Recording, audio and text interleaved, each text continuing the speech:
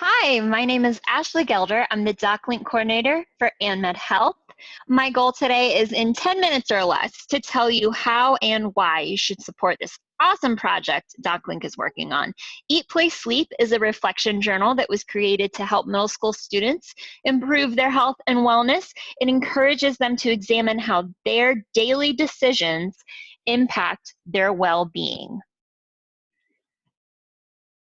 Spaces in the journal include a place for a brief food log, water intake meter, sleep patterns, moods, gratitude, exercise, self-care activities, challenges, long-term and short-term plans, goals.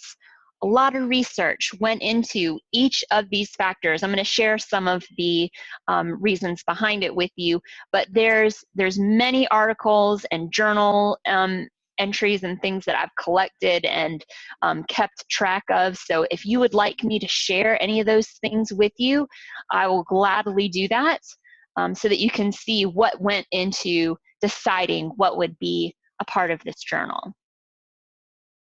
Every week, there's a writing prompt for the students to complete. It's often related to building a positive mindset. It encourages the students to reflect back on things that they've put into the journal. It also sometimes asks them to imagine things in the future and examine some of their current situations. Students can use this journal to invest in learning more about themselves. There's also a list at the end of some community resources that are specific to our area if the student wants to get involved in something or wants to look up some things. Each of the areas that are being tracked in the journal, in the writing prompts, they're all very intentional. They are all key contributors to wellness. Journaling, the activity itself, it can create self-awareness and reduce stress and boost the mood. Writing, even very briefly, about positive experiences can lead to fewer health complaints and fewer illness visits to medical centers. Writing by hand, as opposed to typing out on a keyboard, can help the brain in cognition and processing and memory. The food log and some of the things that I asked the students about with their fruits and veggies, the reason behind that being that keeping a food diary can be very effective as a tool for those who want to create a change in behavior. A diet rich in vegetables and fruits can lower blood pressure, reduce the risk of heart disease and stroke, and prevent some types of cancer, lower the risk of eye and digestive problems, and have a positive effect on blood sugar. Sleep affects the brain, and it's important for both physical and emotional health. The more sleep a person lacks, the greater risk of becoming obese, and the more likely they are to be irritable and stressed. Exercise, of course, has a long list of benefits. I'm just going to touch on a few that are very relevant to Anderson County adults that use ANMed Health services. The risk of heart disease can be lowered, the risk of diabetes, the risk of some cancers. It can also strengthen bones and muscles and help the brain think, learn, and judge better. Self-care activities can help build resilience to combat life's stressors. There's also a few spaces where it asks the students to think about social relationships, which are highly important to one's health. That feeling of being connected to others can have a powerful impact on longevity. Gratitude is related to fewer depressive symptoms, with a positive reframing and positive emotion serving as pieces that account for this relationship. Moments of awe can be good for your health. Your mood can decrease materialism and make you more cooperative and generous. So a small cohort of students participated in using the journal for 8 weeks. I did a pre and post with their parents and a post assessment with them. COVID-19 has made it more difficult for me to communicate with these students because I was going to the schools in person when I started this project.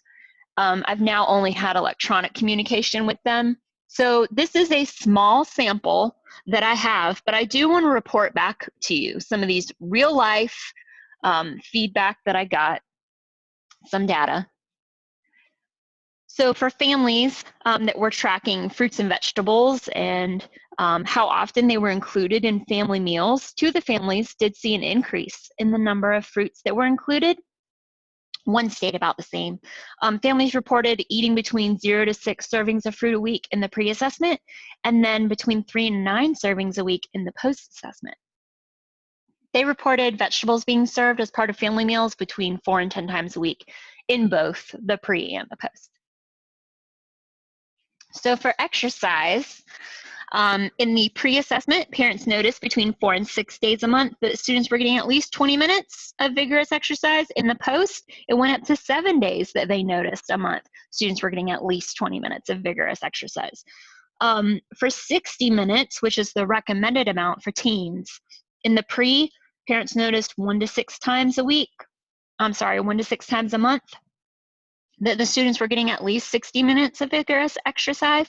In the post, they noticed it went up between 4 and 7 days a week. They were getting at least 60 minutes. Students said on their post assessment, 3 to 5 days a week, they were getting at least 60 minutes of vigorous exercise a week. So that's great that by the end of the journaling experience, they were getting that much exercise. For mood, parents noticed between the pre and the post, students felt irritable or fatigued less often per week and per month. In the pre-assessment, parents noticed students becoming overtired, having little energy throughout the day, 1 or 2 a month.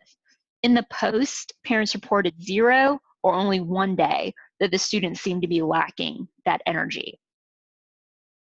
Parents were also asked on a scale from 1 to 4 if students seemed generally content. One parent who had scored their student as a 2 on the pre-assessment scored a 3 on the post-assessment. The other parents had given a score of a 4 on both the pre and the post. Here's a little bit of the feedback that I got from students. Excuse me. It helped to look at my patterns and see what to improve on. I liked how in the journal it asked me questions about how I feel and my goals and dreams. Another student said it was pretty hard to catch up if you did forget to do it, but otherwise it was a good way to track how active you are and to know when to keep drinking more water. Also got some feedback from the parents. The first one here says, I love it because it makes my daughter at least think about fruits and vegetables, as these are things she generally does not enjoy. She has really taken a liking to apple slices. When I liked that it made my child think more about her daily habits and health.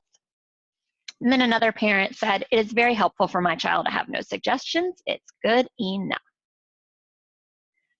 So to support DocLink and the distribution of this journal, middle school students throughout Anderson County will be empowered to improve their health.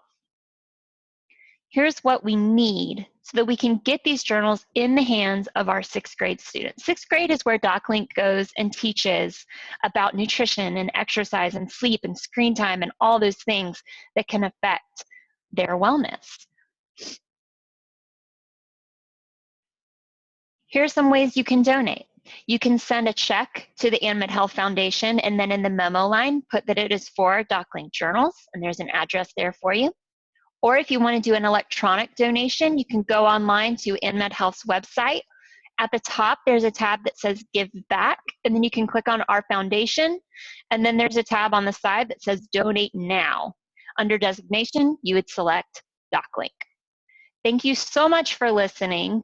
DocLink's goal is to educate and empower youth to make healthy, lifelong decisions, and that is exactly what this journal's intent and aim is and can help these students do with support from you so that we can reach more and more students.